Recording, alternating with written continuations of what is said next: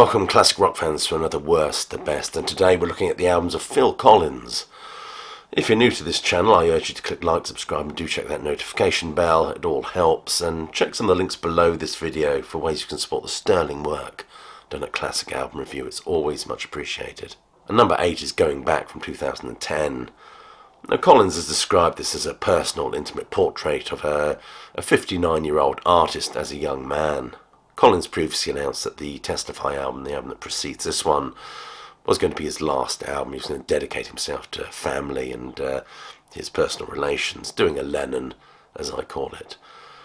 And he was true to his word in many respects, as this album is not original material. It's kind of homage to the music that influenced him when he was a young man, primarily Motown. Collins has said that Going Back, the tribute album I always wanted to make, is a full stop. And his voice is joyous as it wrestles with this material, yet still faithfully recreating the original arrangements whilst adding something of his own to them, if that makes sense. He certainly breathes life into these some of these Motown numbers that are being criminally underrepresented, I think. Songs like, for example, Somebody You're Loving, Don't Look Back, Something About You, to name just a few. My feelings with this album is like a lot of cover albums, really. It just seems a bit pointless. Number 7 is Testify from 2002. There's no doubt that at the turn of the millennium, Collins was an incredibly successful artist, not just with his work with Genesis, but as a solo artist. He received a Grammy, I think, as a solo artist, as well as an Academy Award for his work on the Disney movie Tarzan. But more importantly, Collins had established a healthy balance between work and his music career. Now, this is his last album of original material, and this does sound like a bit of an artistic valediction, really. It feels like a farewell album. It feels content, yet also reserved. It's almost as if he didn't feel he needed to apply too much of himself on this. This album, despite a lack of discernible, memorable hooks, and a kind of plethora of uninspired rhythms, I think there's a lot of this album which could be described as just complete filler. The best songs on this album are things like Wake Up Call, Come With Me and Testify, I think. Collins said that I've made an album that hymns my love for my wife and baby boy, and you've got to applaud that sense of a personal, emotional fulfillment with this material.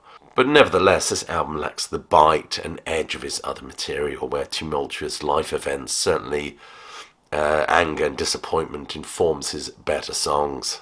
This album just feels a little bit beige.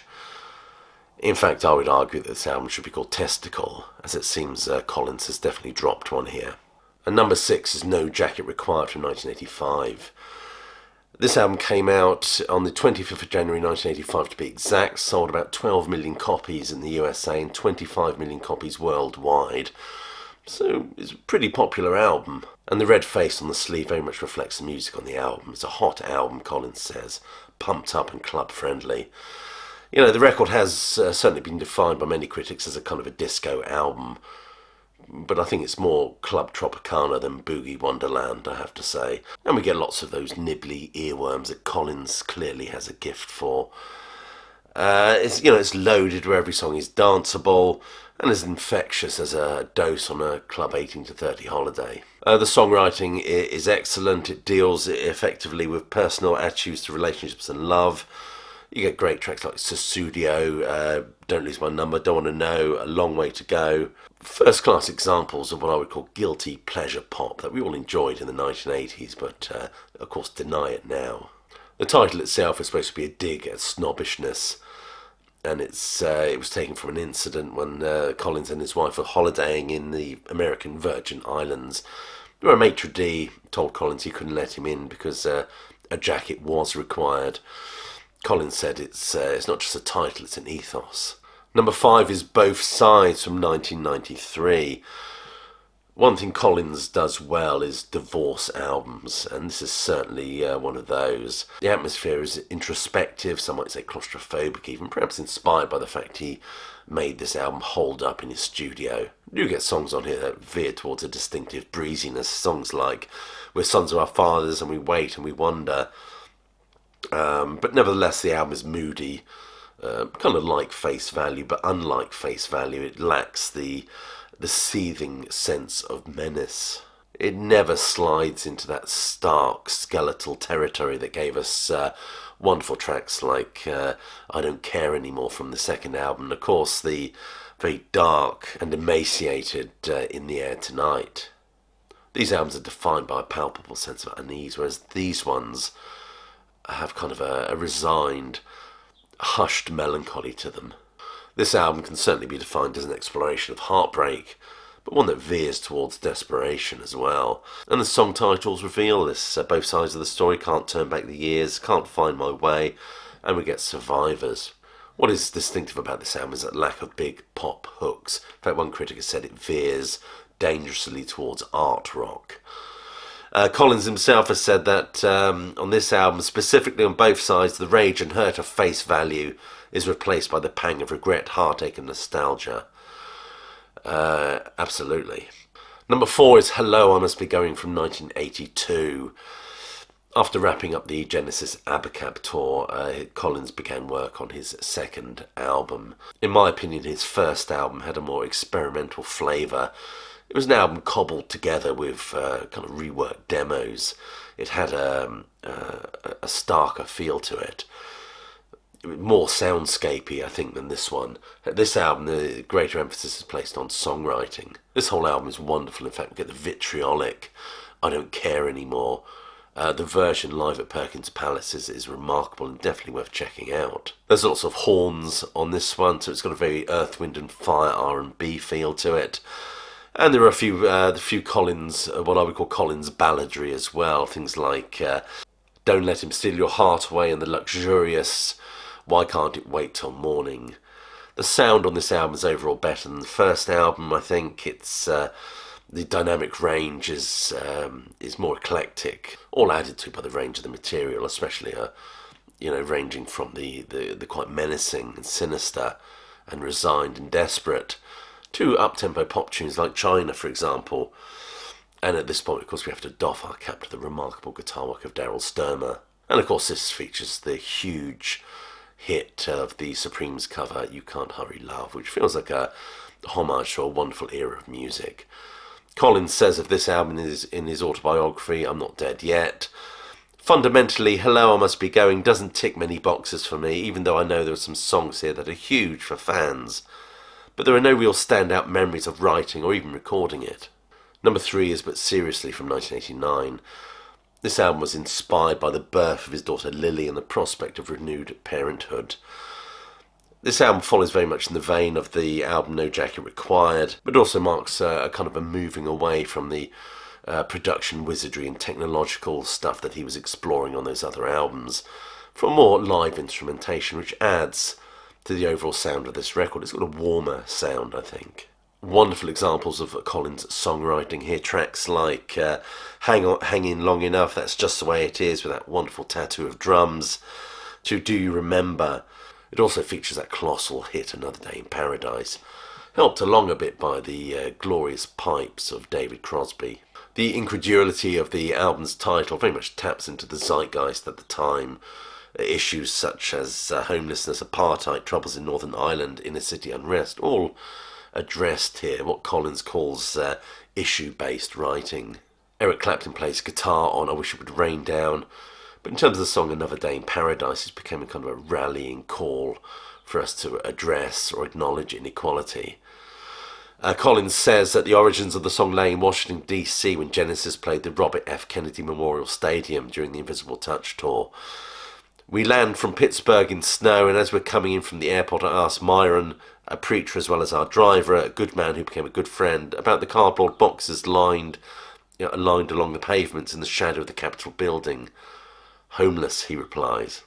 Number 2 is an album that will surprise many of you, and that's Dance Into the Light from 1996. This is his 6th solo album. I think the title and the sound of this album are very symbolic. Collins says that it was an optimistic album full of brightness and colours. Contrasted to the very starkly honest and dark debut album. And that's what I love about it. I love the feel and the optimism of this record, and the fact the real instrumentation gives it a brighter, more celebratory tone. There's an energy and a breeziness to it that the other albums lacked, which at times could feel a little bit plasticky, just those wonderful 1980s production affectations. More plastic than Pamela Anderson's chest. But this record feels very real, Botox free. This is the year Collins finally retired from Genesis to focus his remaining energies on his solo career, as well as enjoying his home by the sea in Switzerland. Not that it was a home by the sea, I just thought I'd get that in there as a bit of a joke. I love the bombastic big band sound we get on this record, as a stark contrast to his usual reliance on synth and drum machine technology. It has that live big band feel. Though certainly this album has a more outward looking feel than an inward looking introspection of his previous albums. Evident on numbers like The Wonderful Dance Into the Light, That's What You Said, Wear My Hat. Songs that explore working life, love, and not just mining the darker recesses of his own soul. Collins has said this album is a remarkable throwback to exploring the optimism of that wonderful sound on albums like By the Loving Spoonful and the Beatles. But this album is also a response to the kind of musicality and trends at the time. This was when Britpop was in full flow. Collins has said that I'm aware that guitar bands are back. This is the era of Britpop, and while I'm as far as it's possible to get from Cool Britannia, the new swinging London set inspired this experiment with real instrumentation. So there are a few guitar-based numbers on here. Collins actually in his autobiography describes this album as a bit of a damp squib, which I just don't agree with. And number one by process of elimination has to be Face Value, which came out in 1981. Of course, this is Collins' first solo album that actually had the working title of Interiors, and at one point Exposure, which very much underpins the thematic arc of this album. This album, of course, explores the emotional landscape that Collins was mining at the time. Collins says, and I'm paraphrasing, I wanted a critique of what was going on in a person's mind, close up and black and white. That sense of honesty and starkness is reflected in the cover, of course, which we just have to take at face value. The album was recorded in 1981 during some Genesis downtime. It's very raw. It has this palpable sense of creative frustration merged with personal heartbreak. But we also get that very dark and droning quality as well, which adds to a throbbing sense of menace on this record. And we also get that big gated drum sound that Collins was exploring at the time, which became a kind of a motif for him on lots of the albums he did afterwards. It's a wonderful exploration of new wave sound experimentation. This album is defined by a kind of a level of constraint, to the point that it becomes rather unnerving, only occasionally bursting through in cathartic moments like the drum bit in The Air Tonight. In The Air Tonight is a stunning exploration of heartbreak. Its minimalism is quite ironic, as it's so lavish in other ways. And that beautiful gated drum sound, which Collins describes as a landmark in percussion. And I'm sure that gorilla in the 2007 Cadbury's advert totally agrees with him. In the USA, they went for I Missed Again as the lead single. Perhaps in many ways a better choice. Anyway, despite my stuffed up nose, I've managed to get through this. At the beginning of this video, I started off sounding like John Gielgud. Towards the end, sounding more like Bob Dylan on steroids. But I appreciate your patience and compassion, of course.